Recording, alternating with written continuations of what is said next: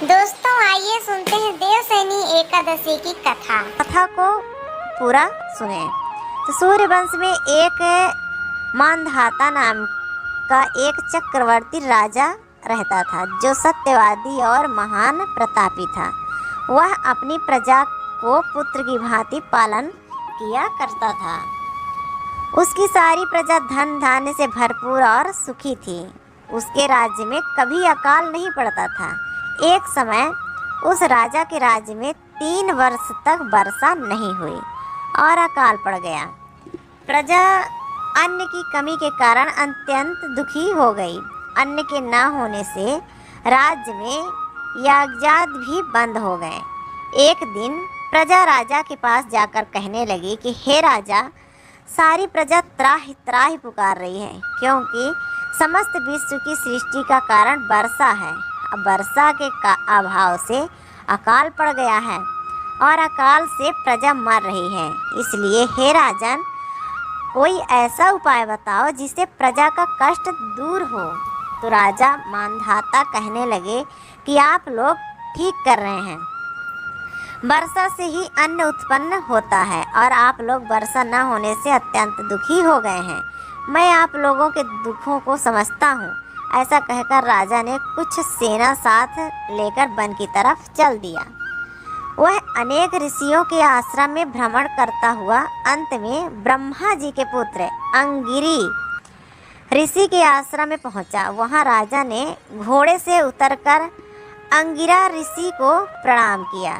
मुनि ने राजा को आशीर्वाद देकर कुशल क्षेत्र के पश्चात उनमें आश्रम में आने का कारण पूछा। राजा ने हाथ जोड़कर विनीत भाव से कहा, हे भगवान, सब प्रकार से धर्म पालन करने पर भी मेरे राज्य में अकाल पड़ गया है। इससे प्रजा जो है तो अत्यंत दुखी है।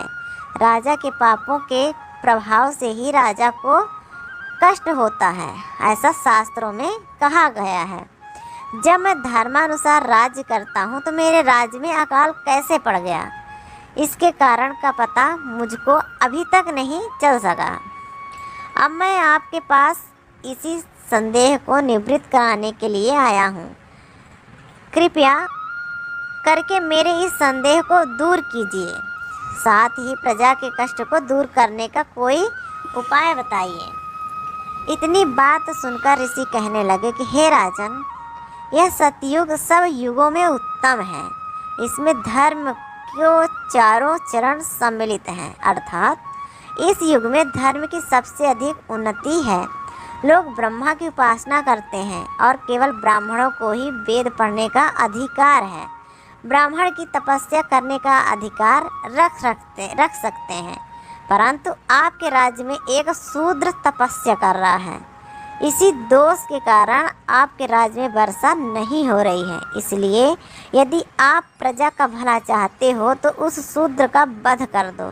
इस पर राजा कहने लगा कि महाराज, मैं उस निरपराध तपस्या करने वाले शूद्र को किस तरह मार सकता हूँ?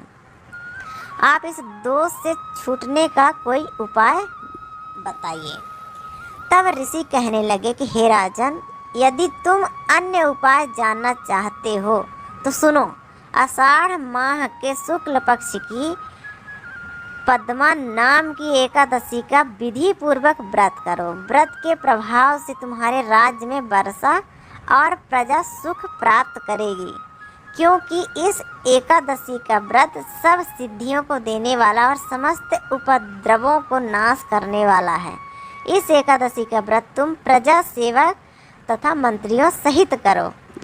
तो मुनि के इस वचन को सुनकर राजा अपने नगर को वापस चले आए।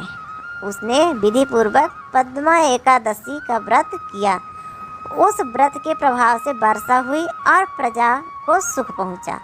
अतः इस मास की एकादशी का व्रत सब मनुष्यों को करना चाहिए। यह व्रत इस लोक में भोग और परलोक से मुक्ति देने वाला है। इस कथा को पढ़ने और सुनने से मनुष्य के समस्त पाप को नाश हो जाते हैं तथा इस दिन यह मंत्र को पढ़कर श्री हरि से प्रार्थना की जाती है।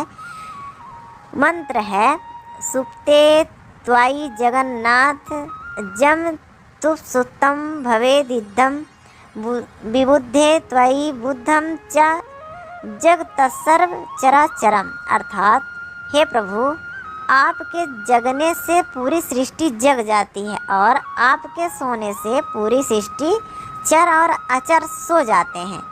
आपकी कृपा से ही यह सृष्टि सोती है और जागती है। आपकी करुणा से हमारे ऊपर कृपा बनाए रखें, यही प्रार्थना है। दोस्तों, देवशयनी एकादशी का व्रत जो है तो रखने के बाद क्या क्या पूजा करनी चाहिए, थोड़ा आइए जान लेते हैं पूजा के बारे में।